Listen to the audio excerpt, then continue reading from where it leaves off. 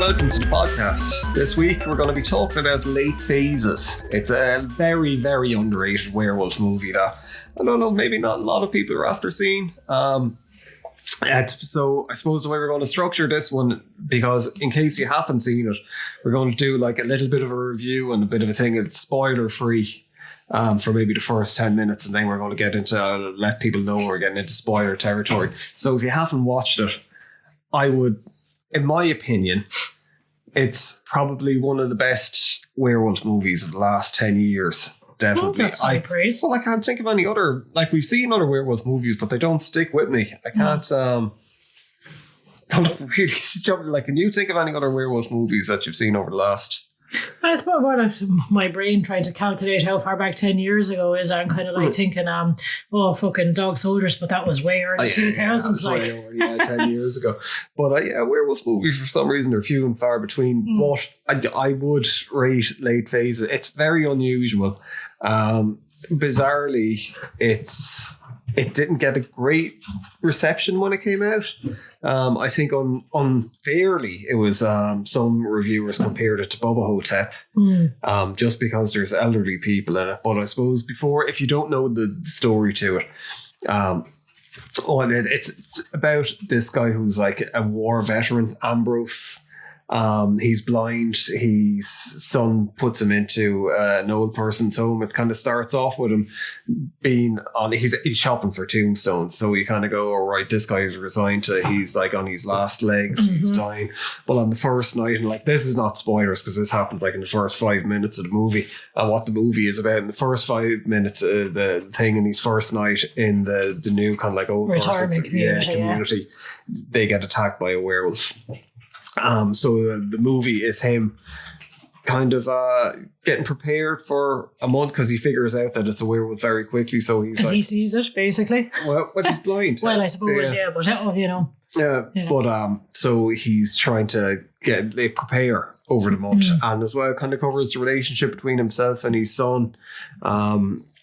Him and the neighbours. There's kind of comedy elements in it, I think, not too many, but I can see where people would go with the Bubba Hotep comparisons, but like the two are such different movies. Very different. It's just because it's like set in a retirement community, I suppose, or like the stars are like older people, which I suppose is unusual enough in itself for like, say, a werewolf film. Normally if there's a cast of older people, it's like it's sort of aimed at an older audience, like sort of, I don't know, that Marigold Hotel or whatever, that kind of thing. One of the women in it as well was she was actually in the Stepford Wives, and they were going for the Stepford Wives kind of vibes with it. There's like these 3 old women that they're part of the welcoming committee with it, and they're a bit like, we'll get into it in spoilers later on, but they're not too nice to him. So like Ambrose, his wife died years ago, and you kind of get he's a Vietnam veteran, and you kind of get the feeling that maybe he didn't treat the wife too well or the son too well. He's very much kind of hard blind, played by Nick D'Amici, for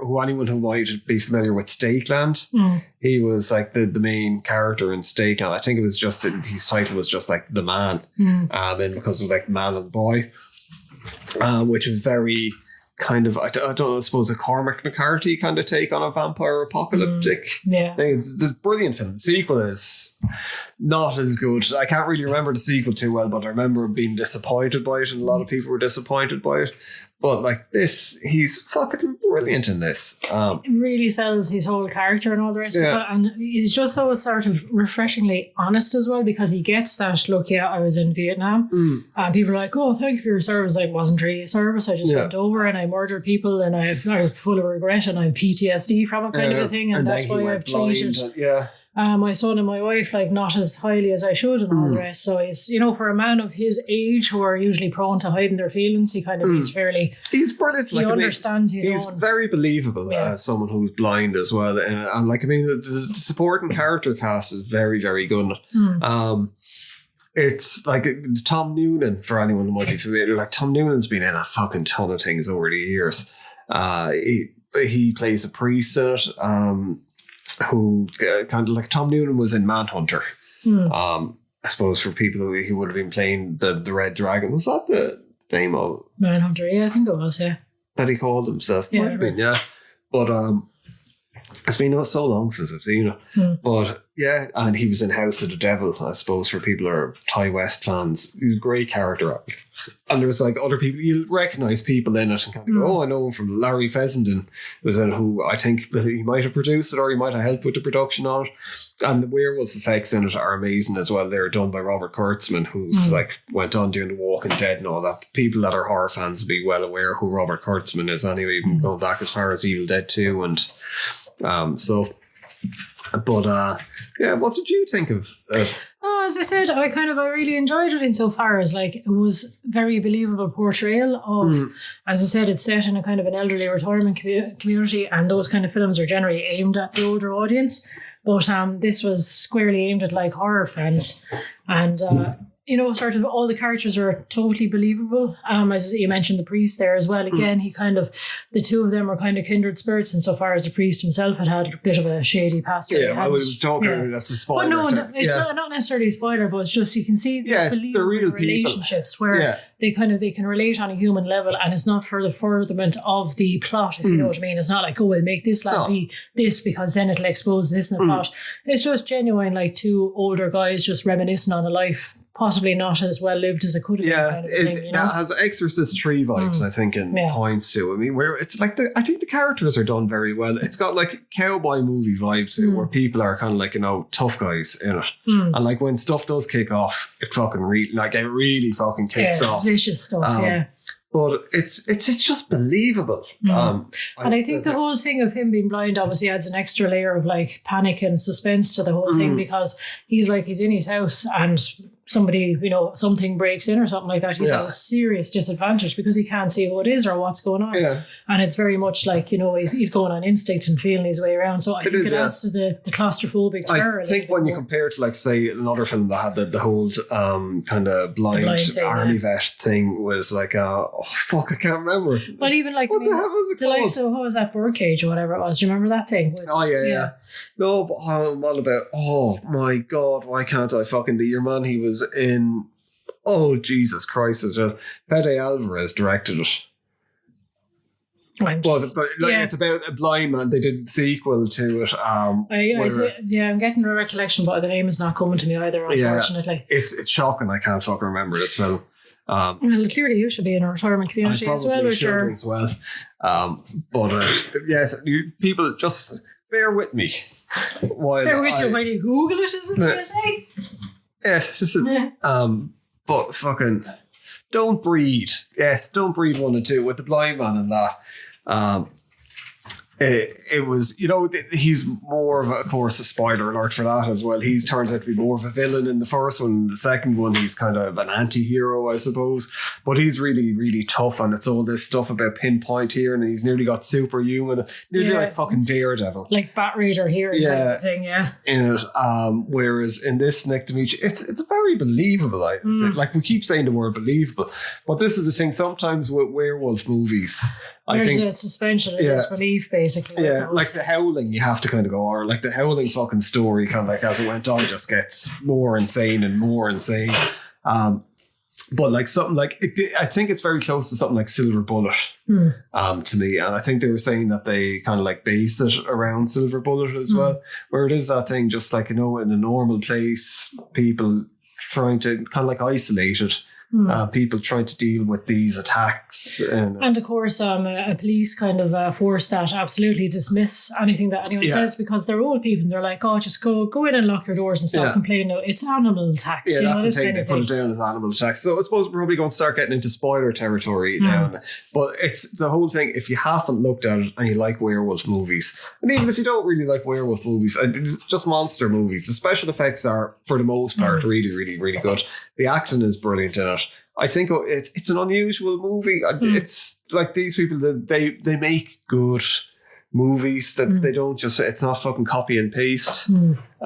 It's not like the same werewolf movie done over and over and over again. And it's just a nice movie. So go and watch it. So now we're getting into spoilers. People have been warned. Yeah. It's like one of the things at the start of it where they really do get your sympathy, and they don't do it in movies at all. His fucking guide dog gets killed.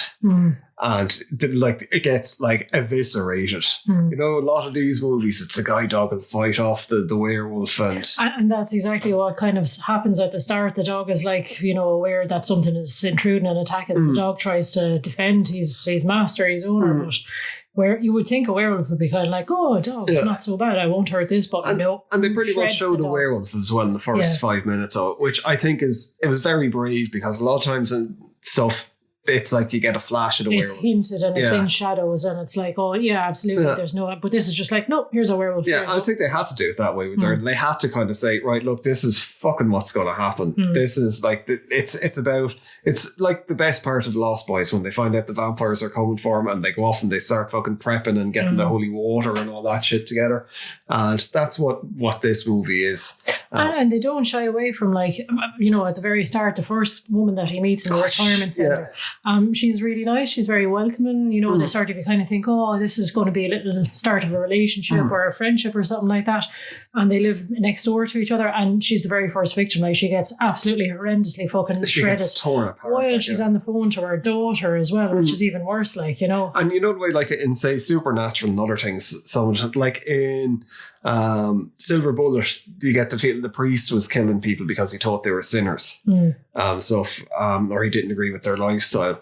So there was some kind of thing, like in this at the start, he just rips your woman apart.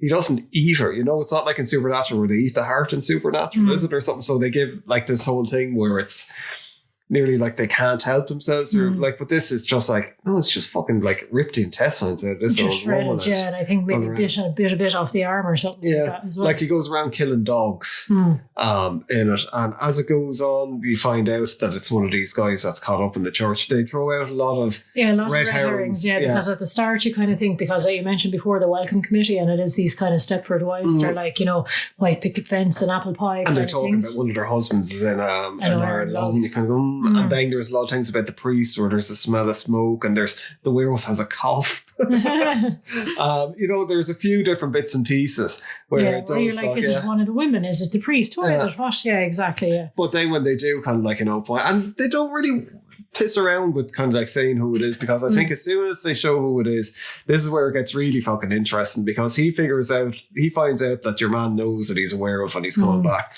and his backstory is a bit blurry. He seems a bit fucked up. Maybe he's done like awful things. He's not a very good person, and he's trying to hide behind religion. And he's turned to the church, and like a lot of people do, they go a bit too fervent about it, and you know, and he's one of these creepy characters where he's like overly too nice and too like, you know, helpful and too into the religious community.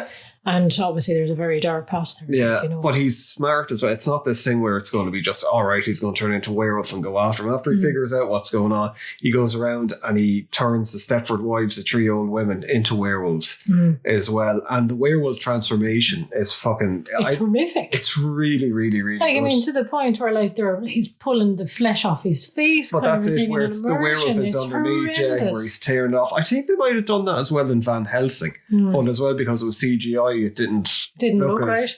Yeah. But like, fuck, it was done so well with it. Like, it's quite a long transformation. And painful, and it was this whole thing of like, you know, it's like you'd see the fingers elongating into claws. No, this is bursting out through the flesh, and it was like ripping sort of the flesh off his chest. Or the people with all these teeth just fucking burst out and go flying across the floor. And again, as I said, they don't hold back on who they actually end up hitting in this as well, because one of the first victims that we saw was the lovely old woman at the start. Then it was his guide dog, and as you just mentioned, there is the husband in the iron lung, and unfortunately this poor guy is just lying there in the iron lung, so fucking your man just eats the head off him. And like, then of course our hero comes around and he's feeling around and he's just feeling this bloody stump in the iron lung, and he's like, oh my gosh, this is horrendous. Like, but when he's fighting back as well, it's just done really well. Like, he sets up all these like booby traps to a certain point. The big one that they focus on with the grave, where he has like a grave dug for the dog, and he gets a big fucking headstone for it that he uses to kind of like pull on top of the werewolf. That just happens and doesn't really have any impact. But it's not like, you know, it's nearly like to try and set it up like the bitten Predator,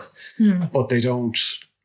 It doesn't have the same impact, but they could have had it like where it's more kind of like, oh, fucking the werewolf brushing it off or whatever. And there's the whole thing with buying the silver bullets as well. Yeah. which was... And that was kind of tipped, obviously, your man that is the werewolf kind of off because it's only the one shop in town. Because he bought it before. Yeah. There was the whole thing. He found it. He lives on the outskirts of the town. And it is this thing where the retirement village is, it's right next to the woods and it's away from town. So people are like, oh, there's always animal attacks. But your man moved there like 20 years ago and he figured out that there was a werewolf. So he prepped himself up and he went off and he got bitten when he was killing the werewolf, and he's been like, basically he was killing dogs ever since, and for some reason the last one he's been, they don't really give a timeline on how, like he could have been murdering people for decades, but they don't really. And I suppose the whole thing of murdering dogs as well was maybe he was trying not to murder people, you know, and he was like getting out his killer instinct. I know he said at one point that he kept hearing the dogs would always bark when he was around, and it was a way of silencing, I suppose, the early warning system. But as well, he used to cut himself. He was like flagellating himself for punishment. So there was this whole. There's a lot to the. Yeah, they there's don't a lot explain of religious everything. kind of elements to it, where it's like this self-hatred and sort of, you know, atoning for sins in the most violent way possible kind of thing. But they give enough, I think, that, and for people who would have seen other films before, you kind of go, this guy, he might be trying to change his ways, or he might feel a bit sorry for kind of what he's doing, but I don't really think he does. He doesn't really show signs of wanting to stop himself. Like, you know, in other werewolf movies, they're like, oh, I lock myself in my bedroom and I'll chain myself on the full moon's coming. He's like, nope, I'm out now. And he does seem to have some control as well, because he knows he goes back as a werewolf to kill Ambrose, you know, so he's selecting his targets. And like even the thing with the three Stepford wives, the welcoming committee, they're kind of assholes at the start of it, and they're trying to get rid of Ambrose the whole way through it. Even there's like a bus that brings people to church that Ambrose gets on, and they're like, oh, we feel threatened by having him here, and he's just he cusses, and he's just not one of our type kind of thing. He's not a godly man, because he openly says, he's like, I don't really believe in religion, but I want to join for the community kind of a thing. Like, oh, how could you? And he's really just there to try and figure out who the werewolf is. And he suspects that it's the priest. So you kind of have this nearly heat thing, I think, because you do kind of go, oh, probably is it, because Tom Noonan normally plays bad guys. Yeah, he's probably normally the villain. And they have that kind of like heat kind of thing, like with De Niro and Pacino, kind of, you know, conversation over and back, where you kind of think they're just trying to figure each other just out, testing each other that little bit. But like the transformation, Tom Noonan, when he's the priest, he's there for the transformation, and your man gives a bit of a history on being a werewolf, and he's like, look, if I bite you, I'm doing you a favour by killing you. Because then you're not doomed to be a werewolf yourself, kind of a thing. And then he transforms. I think it's probably one of the worst. The transformation is so good, but then when he attacks him in the car, it's a bit stupid. Like the werewolf, it's bizarre because the werewolves look really, really good in it for the most part. But there's just that scene and one or two other scenes where it looks like they just had really bad or bad suits or something. I don't know. And where it like basically does fucking jump kicks through the windscreen. Oh yeah. It was a little bit overly dramatic. Where it's just like, what?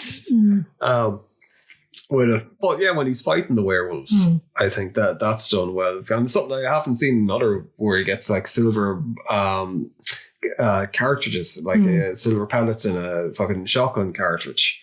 Or kill that. And then when he's killing the werewolves, when he blows the heads off, like it's fucking proper gory. Yeah, like, super gory. Like it's proper head exploding in half kind of business, you know? Like it's, I think around that time as well, like you would have had a lot of movies that were fucking just riddled with CGI. Yeah, pure CGI, Yeah, even the blood just being seen, which you see in a lot of things still, and it just looks terrible. Yeah.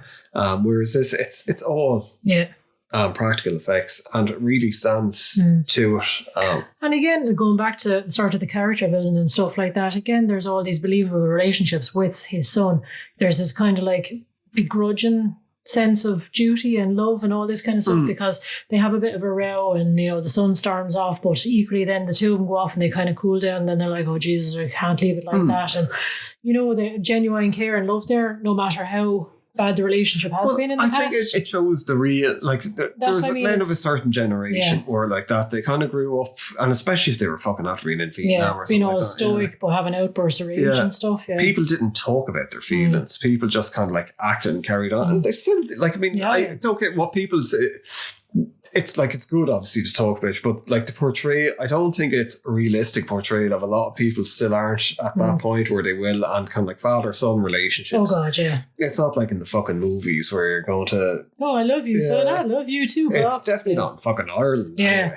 Anyway. It's very much the gruff kind of like, at most you'll give him a handshake rather than a hug kind of a thing. Yeah. It's just, so I think it's realistic kind of thing where it's like the son is, and then like the son gets to the point where he's just like, you know what, fuck you. Kind of like, I've done all this and I'm trying to look out for you. I need to live my own life. Yeah. I have my wife here and she's pregnant and we've no support and all the rest, and I'm spending all my time looking after you, and they have their kind of blow up and they're like, well, fuck off then, I'm not speaking to you. And then they both, well, okay, maybe that was a bit harsh and all the rest. Which again, realistic portrayal of relationships, you don't have it all kind of sewn up neatly in a nice little bundle straight away.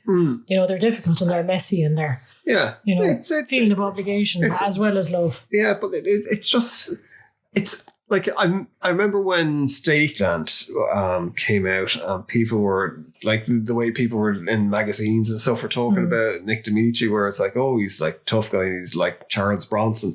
And he is a bit like, he has that kind of old school. And that demeanour, where he's very gruff in his language and his vocabulary, and his sentences even, But he pulls it off. It's not corny. It comes across that like maybe he's like that, but it's just a certain general, and it's good to see people like that. I think sometimes you need kind of like, not that he's silent in it, but you need a strong old school a hero. Yeah, you don't need to have somebody who's like either fucking wisecracking the whole time or talking about their feelings the whole time or just mouthing off, an absolute motor mouth.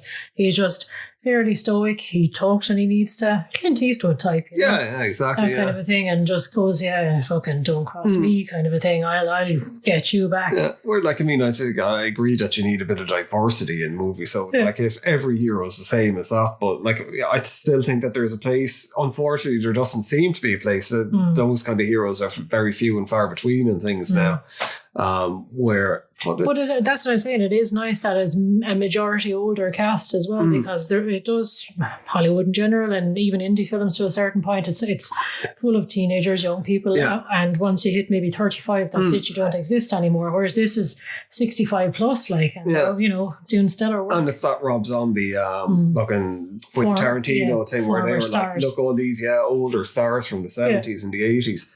They're still amazing actors. Just because they're old doesn't take away that their skills and stuff. So it's like, as Rob Zombie was like, you can get them cheap. That's true. But you can get, that's what I mean. You can get absolute quality people for, sort of, rather than shelling out $1 million for some hot 18-year-old up and coming like star of the moment. Whatever. That's just going to be awful. Yeah, exactly. You get somebody who's like properly trained and sort of got quality behind them. But as well, it's just nice to have a different take on the werewolf genre as well, because there's only so much you can do with it. Like, I mean, I think that's why you don't see many werewolf movies, because it just has to be a certain thing. Yeah, and you can't, like, say, with vampires, you can make vampires kind of like, sexy vampires, or you can have them as this and that. With a werewolf, like, what can you do? It's just a werewolf, a growly werewolf, yeah.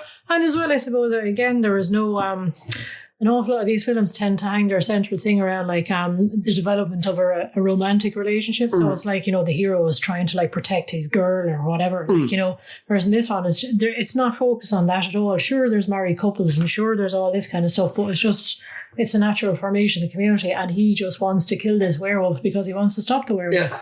And it's like he wants to do, it's like the last thing he'll do before he dies. Yeah. Like one good deed before he dies. That's it, because he obviously had that, no point kind of spoiling this, but he had the big regret from when he was over in Vietnam. The one thing that really turned on him, where sure. I suppose. Well, basically, he was saying, the sort of the enemy or whatever, the Vietnam crew, they basically strapped a bomb to a 6-year-old child, and started walking the child over towards his place, with the intent, obviously, of blowing up all the Americans. And like, nobody wanted to shoot the 6-year-old child, and he was like, well, I have to. So he was the one stepped up and shot a child, but he's like, instantly after shooting the child, it was like, oh my God, what have I done?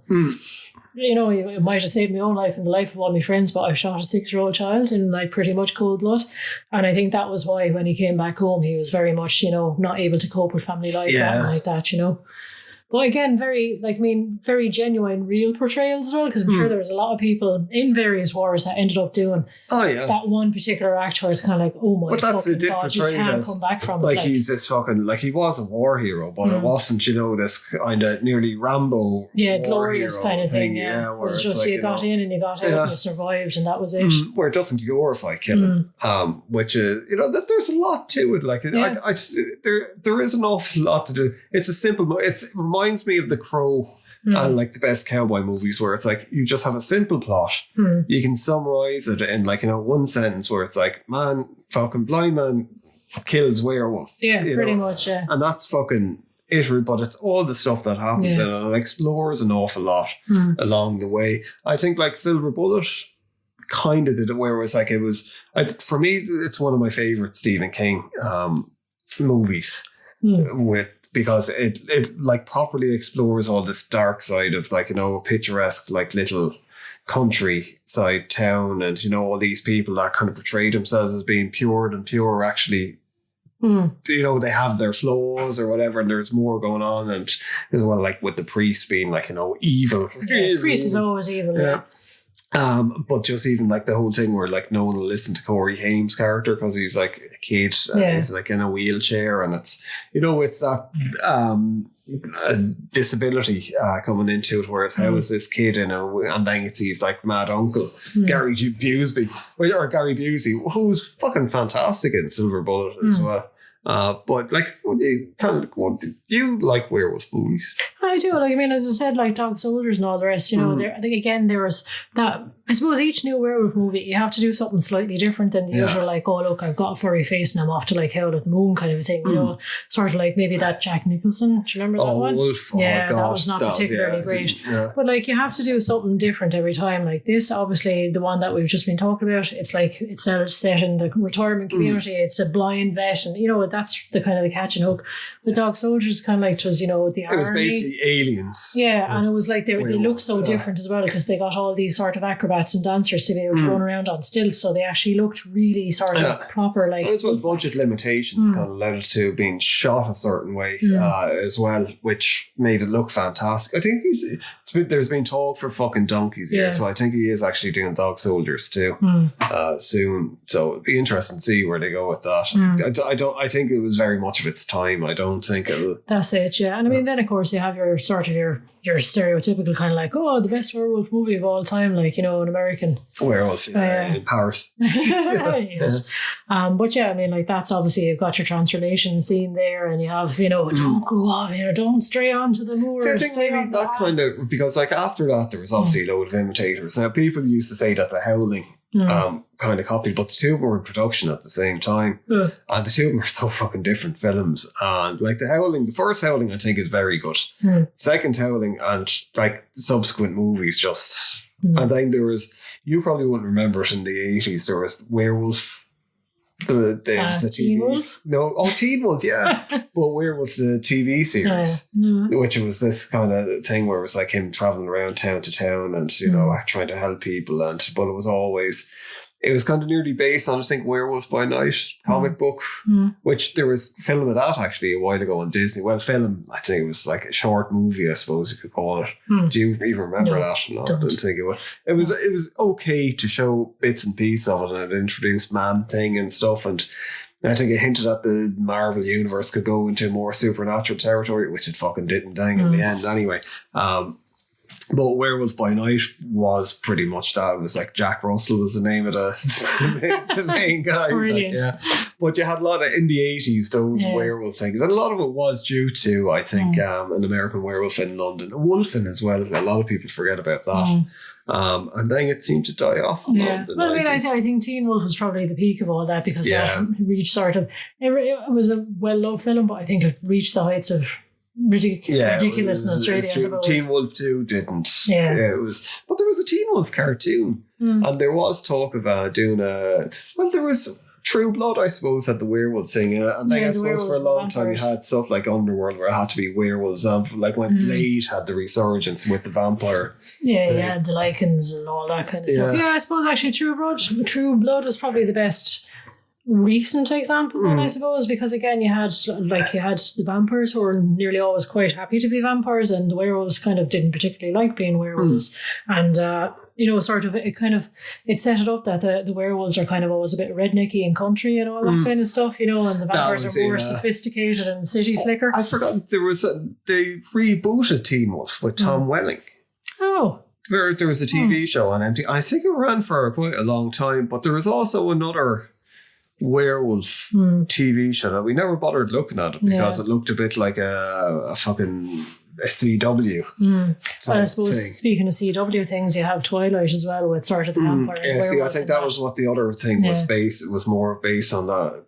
I can't even remember what it was called, but we've never even looked at one episode of it, but it went on for quite a long time. And I think there was talk about bringing it back there a while ago. I think maybe Sarah Michelle Gellar might be in it. All right. Actually, was there ever? I presume there were werewolves in Buffy. Sure. Willow was a werewolf. Oh no, what's his name? Oh, Seth Green. Seth Green was a werewolf. That's right. Yeah. But they didn't really have many werewolves in it.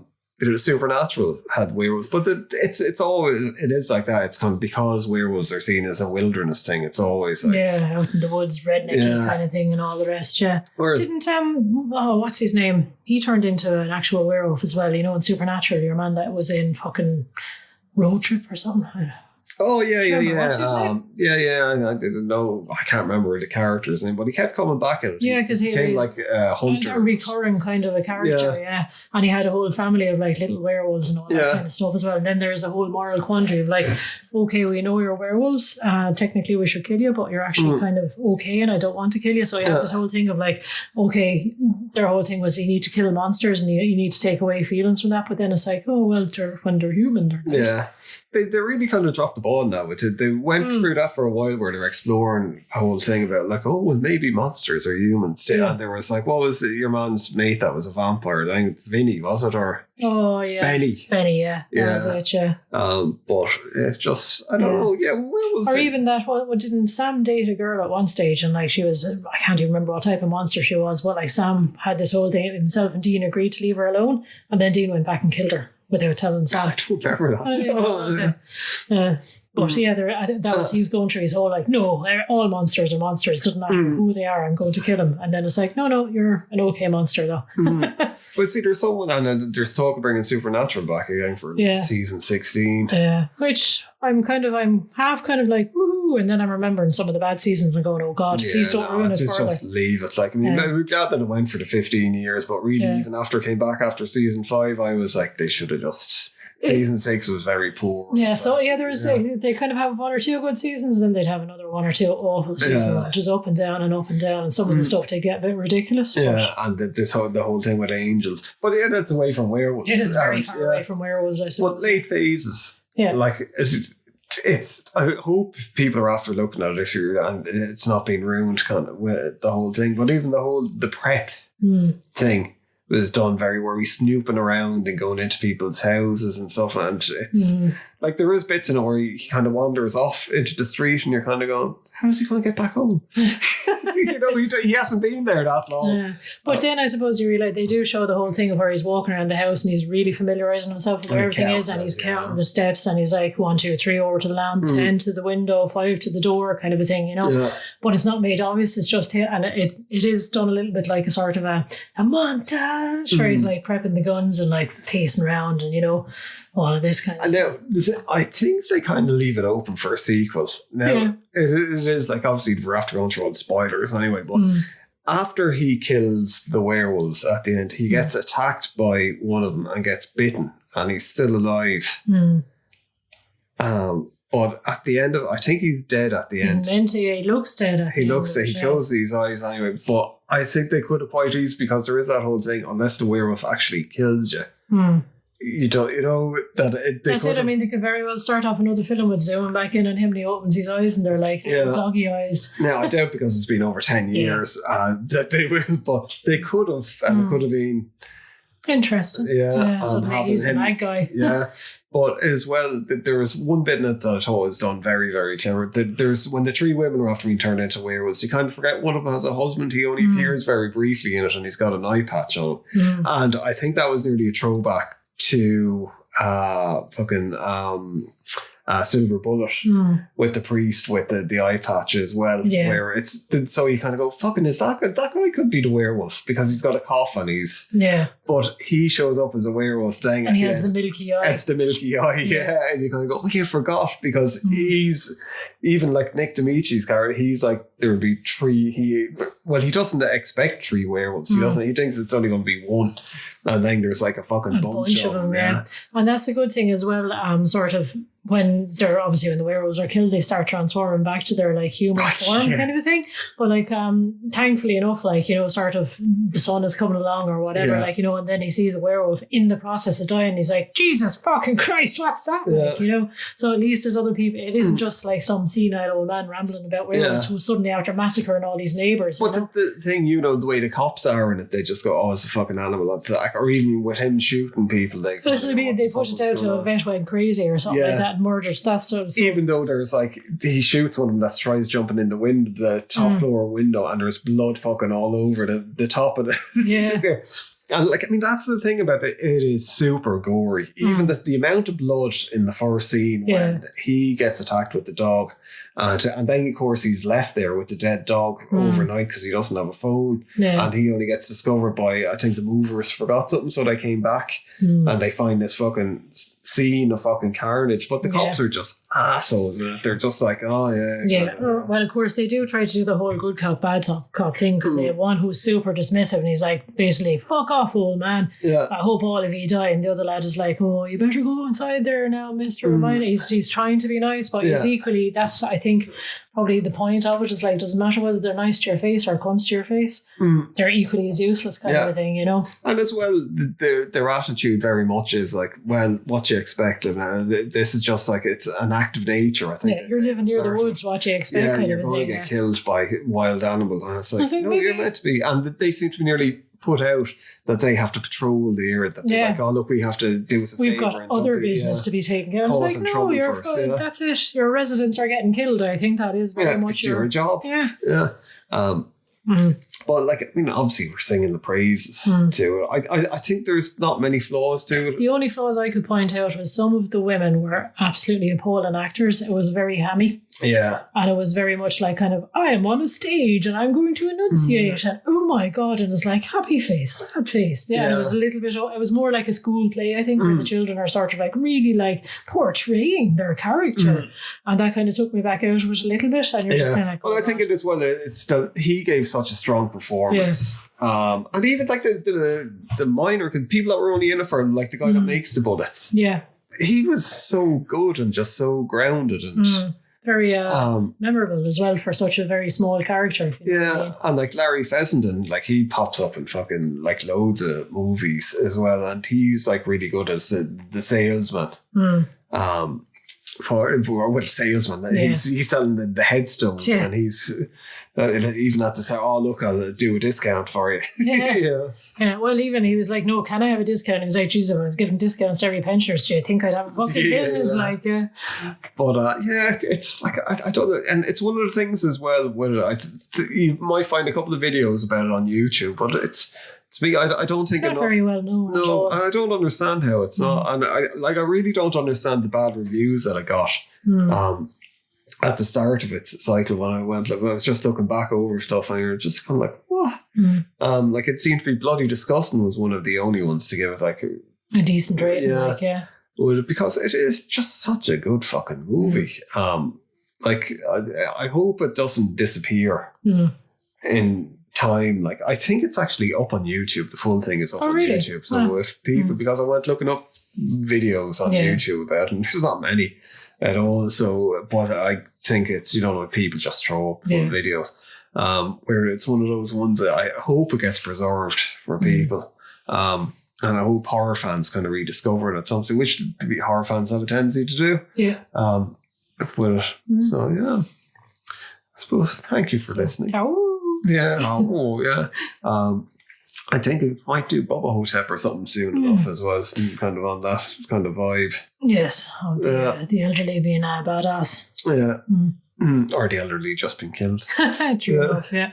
Having their souls sucked out. In Bollywood, does he suck their souls out or our souls? I know, I can't remember that now, but yeah, it was, well, I mean, it's, it's that type of a slightly manic kind of a film where like all these mad things happen. But anyway, that's for another day. They were meant to do a sequel, Bubba Nosferatu, but I think Bruce Campbell didn't get on too well with Don Coscarelli. I think they had issues. But didn't your man die as well? He's passed away since. Ozzy, yeah. But sure, he wouldn't have been in it. He was brilliant. But yeah, sure, we'll talk about that another time. But yeah, look, if you've listened this far, thank you very much for listening.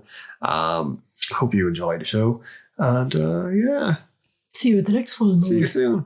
Goodbye.